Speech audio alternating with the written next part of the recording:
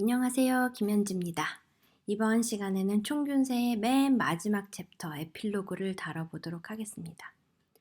정말 긴 기간 동안 총균세를 다뤘는데요. 드디어 기어이 마지막 챕터를 다루게 되네요. 에필로그는 과학으로서의 인류사의 미래입니다. 어떻게 보면 이런 역사학자인 제레드 다이아몬드가 이 책을 쓰고 나서 후배 학자들 그리고 이걸 읽는 사람들에게 하고 싶은 얘기라고도 할 수 있을 것 같아요. 인간 사회의 궤적에 영향을 미치는 환경적인 요소들에 대해서 이 책 한 권에 걸쳐서 쭉 얘기해 왔는데요. 1부는 제일 처음에 싹트기 전에 아주 옛날의 모습에 대해서 얘기했고 2부는 가장 중요한 이 역사 발전에 있어서 가장 중요한 식량 생산에 대해서 다뤘죠. 그리고 3부에서는 지배하는 문명과 지배받는 문명의 차이인 4가지 세균이랑 문자랑 그리고 기술 그리고 정치 이 4가지에 대해서 다뤘었고요.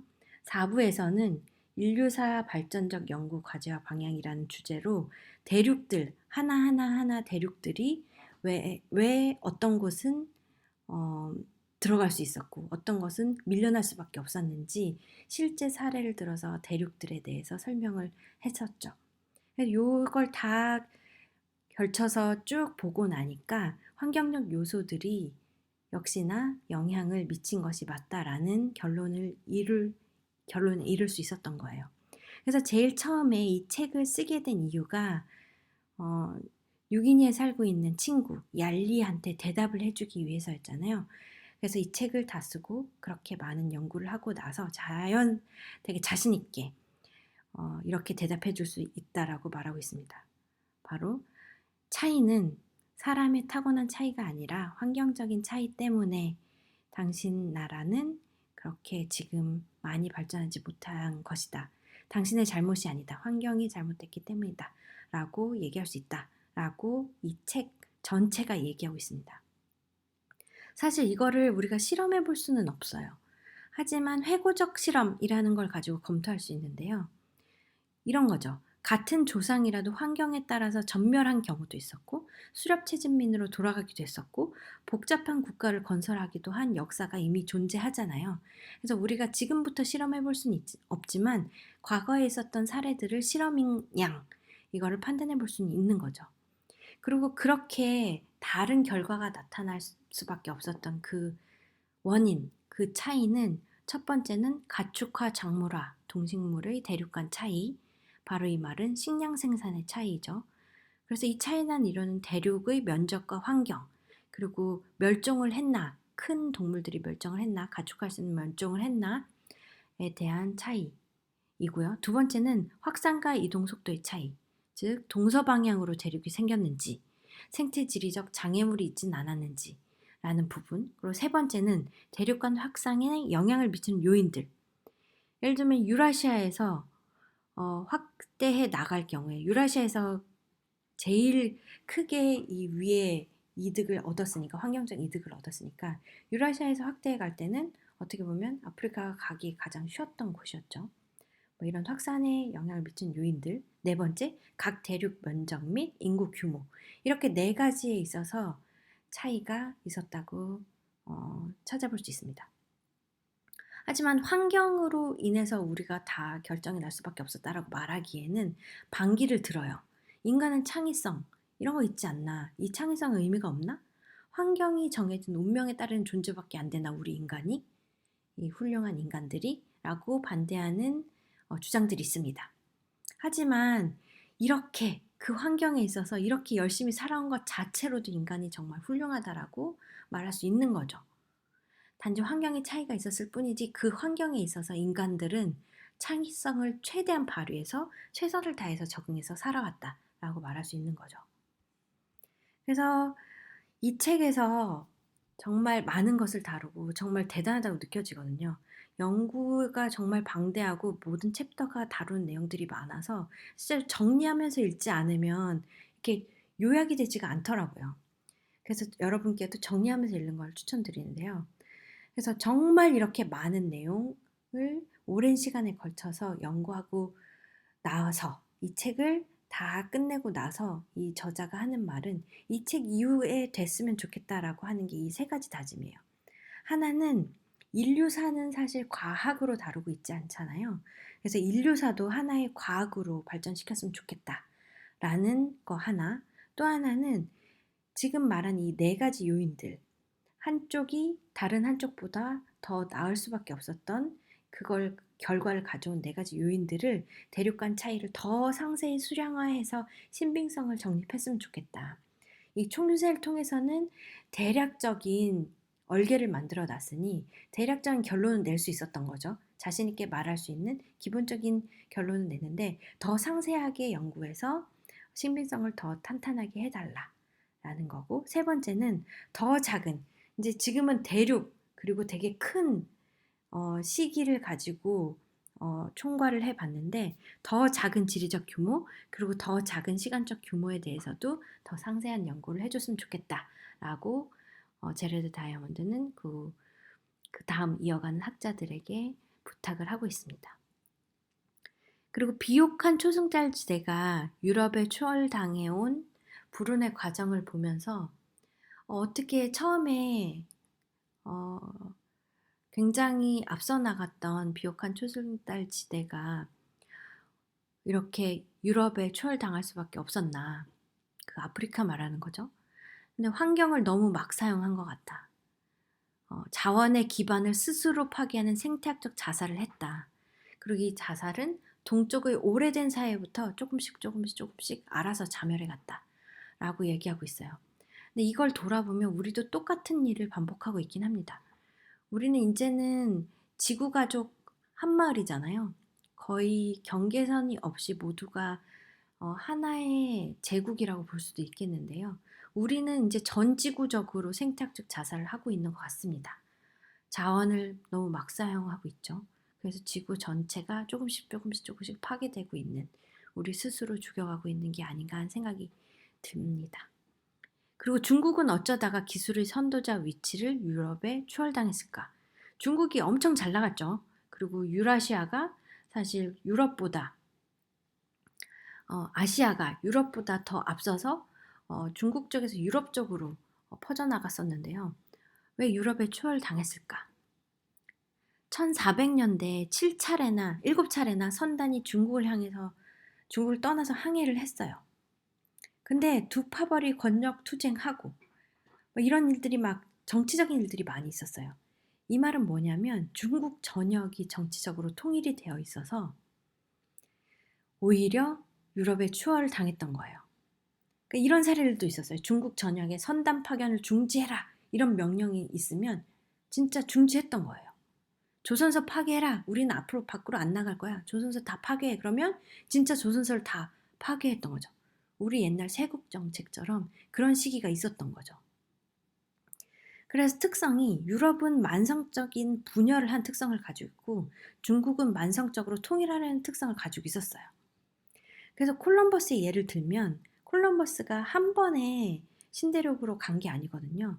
이 나라 저 나라에 나한테 좀 자금을 지원해 주세요라고 해서 5번이나 시도해서 마지막으로 시도한 아마 빅토리아 쪽이었던 것 같은데 5번이나 시도해서 맨 마지막 국가에서 그래 내가 돈을 대줄게 라고 해서 유럽 군주 중 하나를 설득해서 갈 수 있었던 거죠.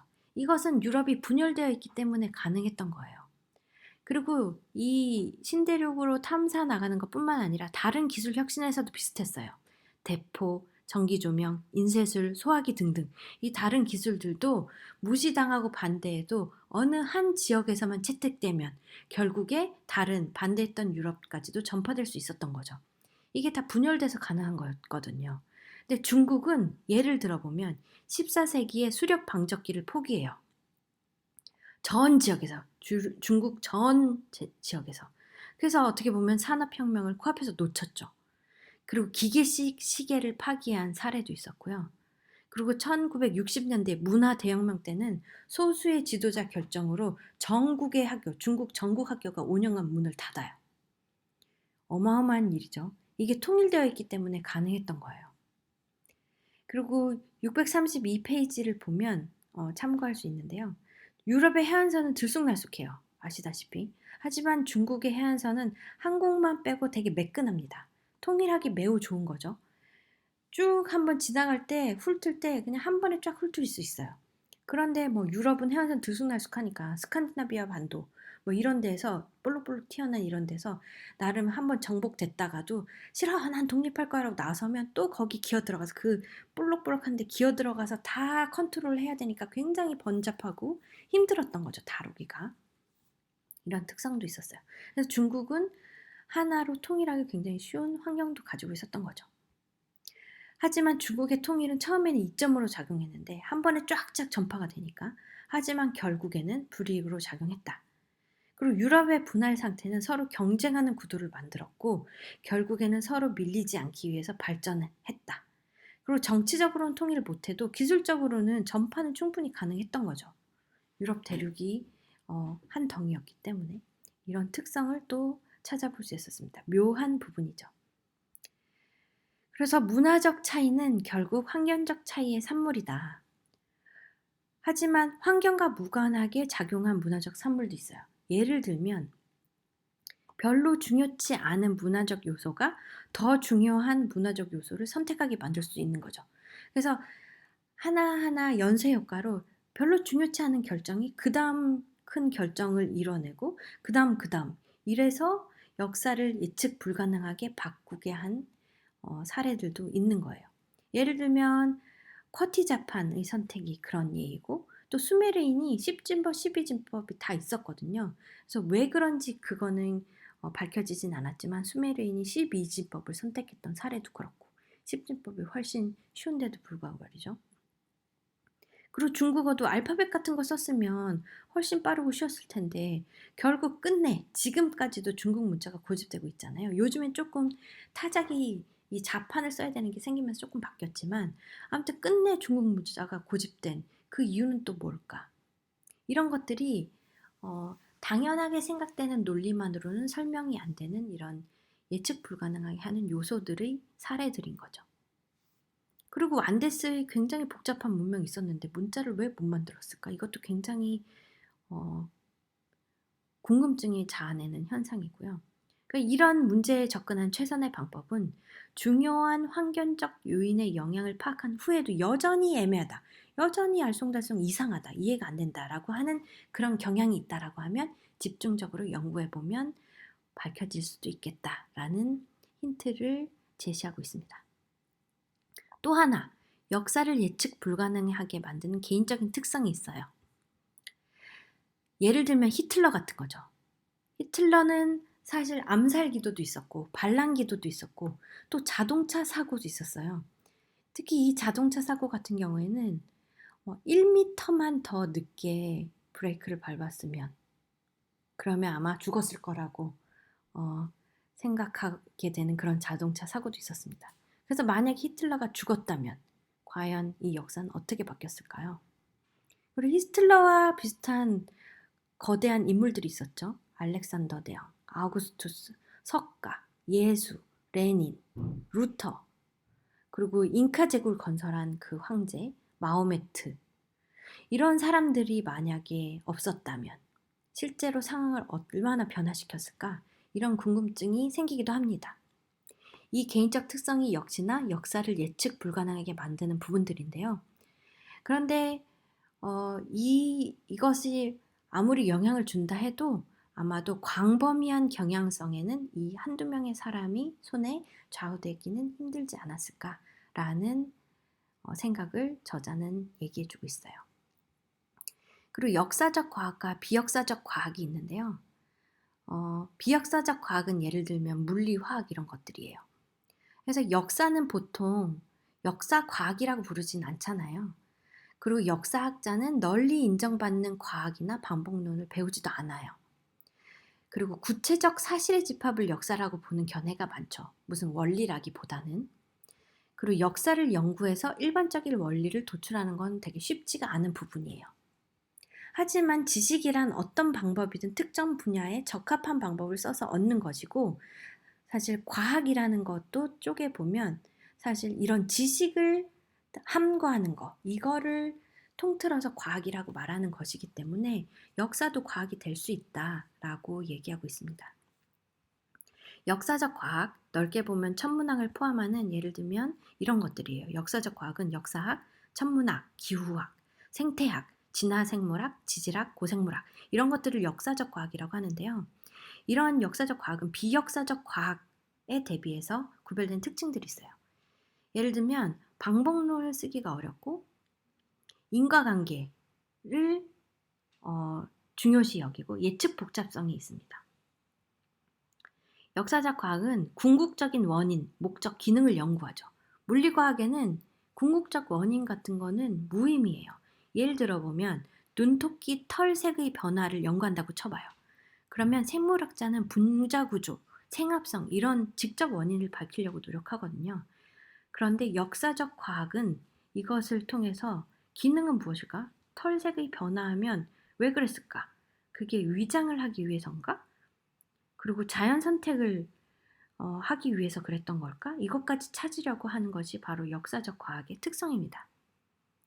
그리고 선언적 예측을 할 수는 없지만 실험해 볼 수가 없기 때문에 후에 미래가 되어서 새 자료가 발견했을 때 과거 사건을 통해서 예측해 보기도 하는 건 가능하기도 하죠. 그래서 역사적 체계들의 복잡성과 예측 불가능성을 설명하는 방식은 너무나도 어려워요. 그래서 이 복잡성이라는 걸 다른 식으로 설명해 보면 인과관계를 가지고 설명하기가 어려운 것들, 결정론적 인과관계가 예측 가능성으로 이어지지 않는 것들, 이런 것들이 바로 복잡성이라는 단어로 설명되는 부분인 것 같아요. 그래서 이런 역사적 과학들은 어려움이 있죠. 연구하는 데서 굉장히 어려움이 있는데요. 직접적인 실험이 불가능합니다. 그래서 그나마 이런 역사적 과학들에 대해서는 가장 연구하기 적당한 대상은 공간적으로 규모가 엄청 크고 시간적으로도 엄청 긴 그런 소재들이 그나마 연구하기가 편한데요. 왜냐하면 수백만 건이기 때문에 평준화되기 때문이죠. 독특한 것들이. 그리고 연구할 때는 비교해 보거나 아니면 자연 발생적으로 발생한 것들을 되돌아보면서 연구해 보는 실험을 했다 치고 과거의 사례를 보는 연구가 유용한 방법론이라고 할 수 있습니다. 아까 전에 여기서 역사적 과학 특징에 있어서는 반복론을 쓸 수 없다가 아니라 반복론적으로 다르다라는 얘기였어요. 다시 내려가서. 그래서 예를 들면 유행병 학자가 사람들에게 다량의 소금을 먹여봐서 이런 직접적인 실험을 할 수는 없지만 이미 소금을 많이 먹은 사람, 안 먹은 사람을 추후에 유행병에 있어서 비교해서 볼 수는 있죠. 그리고 문화인류학자가 인간 집단에게 자원을 제공하는 실험을 할 수는 없잖아요. 하지만 대륙 간에 서로 다른 자원이 있었기 때문에 어떻게 발전했는지 이렇게 연구를 해볼 수는 있죠. 그래서 이런 반복론을 통해 연구함으로써 과학적으로 연구를 앞으로 역사도 하게 되면 좋겠다라는 거가 있고요. 공룡, 성운, 빙하 같은 경우가 사실 역사적 문제들이지만 반복론을 지금 찾아가는 과정 중에 있고 인문학보다는 과학에 가깝다고 인정받고 있는 과정 중에 있잖아요. 그래서 이 저자는 역사학도 과학으로 인정되게 되었으면 좋겠다. 그리고 많은 반복론들이 연구되어서 더 체계적으로 역사를 연구하게 되었으면 좋겠다라는 마무리 얘기를 하고 있습니다. 그래서 이걸로 해서 총균서 대장정의 총균세라는 책, 제레미 다이아몬드의 진짜 역사적인 책, 총균세를 마무리했고요. 여러분들도 꼭 한번 읽어보셨으면 하는 생각이 드는 책이었습니다. 정말 읽을수록 남는 게 있는 책이고 되게 많은 것을 얻을 수 있는 책이었어요. 그리고 소 제목을 정말 꼼꼼하게 잘 달아놓은 책이거든요. 그래서 책을 읽으실 때 팁을 드리자면 큰 제목 읽고 그리고 중간 챕터 제목 읽고 그 다음에 본문에 계속 소제목이 나와요. 그래서 소제목이 거의 그 섹션을 대표하는 내용이 되기 때문에 소제목만으로도 이해할 수 있겠다 싶으면 소제목을 쭉 읽어가다가 이건 소제목으로 잘 모르겠어 하면 그 내용을 조금 더 읽어보고 이런 식으로 진행하는 것도 읽어보시는 것도 되게 좋은 방법일 것 같아요. 하지만 너무 건너뛰면 사실 이 책의 그 대단한 점은 정말 촘촘하게 채워진 사례들과 연구 결과들이거든요. 그래서 꼼꼼하게 읽으면 읽을수록 더 많은 것을 얻어가실 수 있다라는 얘기도 동시에 드립니다. 그래서 꼭 책을 사셔서 한번 읽어보시기를 정말 강력하게 추천드리는 책이 되겠습니다. 지금까지 들어주셔서 너무 감사드리고요. 그럼 다음번에 또 재밌는 책을 가지고 만나게 되면 좋겠습니다. 여러분, 들어주셔서 감사해요. 안녕.